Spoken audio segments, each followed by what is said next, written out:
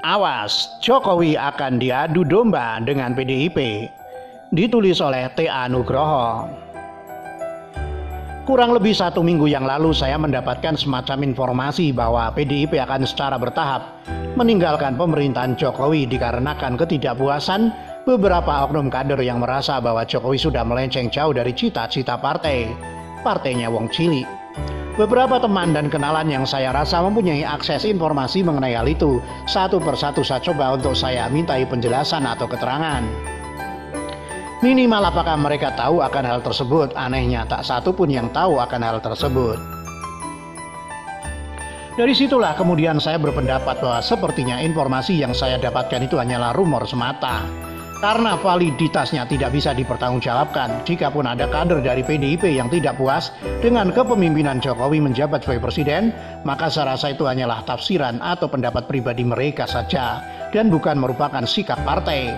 Karena dari awal Jokowi menjabat di pemerintahan sebagai wali kota Solo, kemudian naik menjadi gubernur DKI Jakarta dan akhirnya sampai sekarang masuk di periode kedua menjabat sebagai Presiden Republik Indonesia.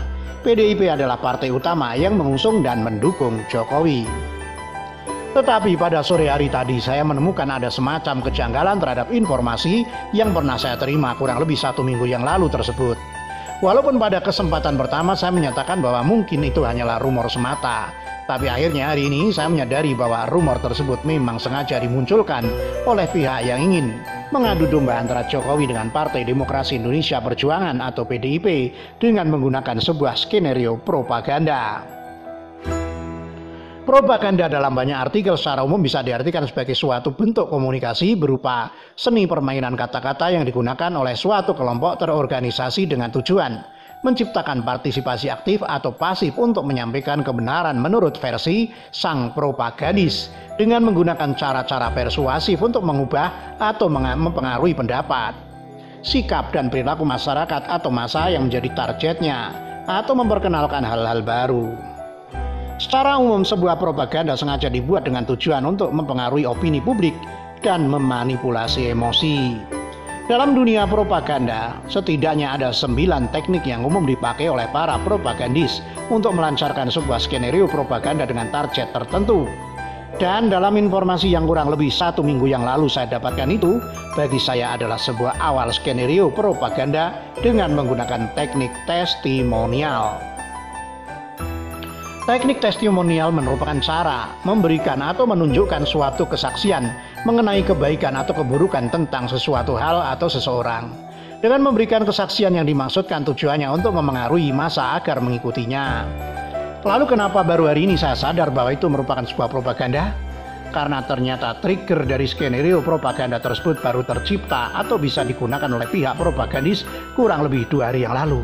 Trigger itu adalah Perpres nomor 64 tahun 2020 tentang perubahan kedua atas Perpres nomor 82 tahun 2018 tentang jaminan kesehatan.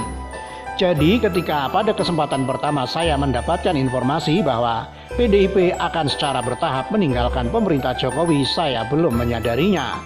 Karena memang pada saat itu kurang lebih 1 minggu yang lalu, trigger tersebut belum tercipta atau belum bisa digunakan oleh pihak propagandis.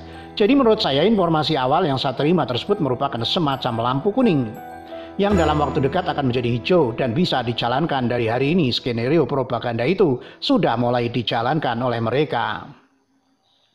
Coba kita perhatikan beberapa media yang secara khusus akhir-akhir ini memberitakan tentang kader-kader senior PDIP yang memprotes kebijakan Jokowi mengenai Perpres nomor 64 tahun 2020 tersebut. Setidaknya ada 2 kader senior PDIP yang distereotipkan oleh media-media propaganda tersebut seakan mereka adalah generalisasi dari suara PDIP.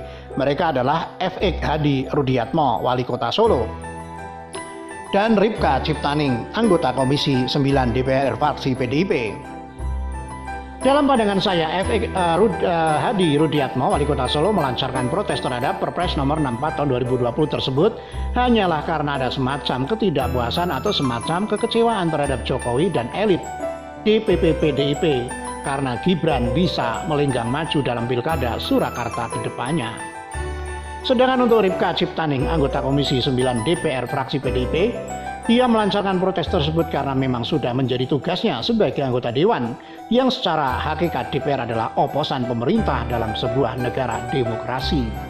Jadi, baik suara FEK Hadi Rudiatmo maupun suara Ripka Ciptaning mengenai protes mereka terhadap Perpres nomor 64 tahun 2020 tidaklah bisa digeneralisasikan sebagai sebuah suara atau sikap dari PDIP, karena bagaimanapun PDIP dan Jokowi mempunyai sejarah yang saling melekat yang sangat sulit untuk dikesampingkan atau bahkan dihapuskan.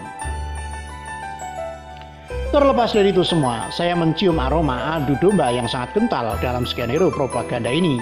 Skenario untuk mengadu domba Jokowi dengan PDIP. Maka jika boleh saya menyarankan baik untuk Jokowi maupun kader PDIP agar lebih berhati-hati ketika akan melakukan sebuah komunikasi politik ataupun komunikasi publik dengan media. Karena sampai saat ini identitas sang propagandis masih belum jelas terlihat. Apakah dari oposisi, apakah dari koalisi, ataukah dari pihak ketiga. Sekian, jayalah Indonesiaku, merdeka. Ditulis oleh T. Anugroho, dilansir dari siwet.com.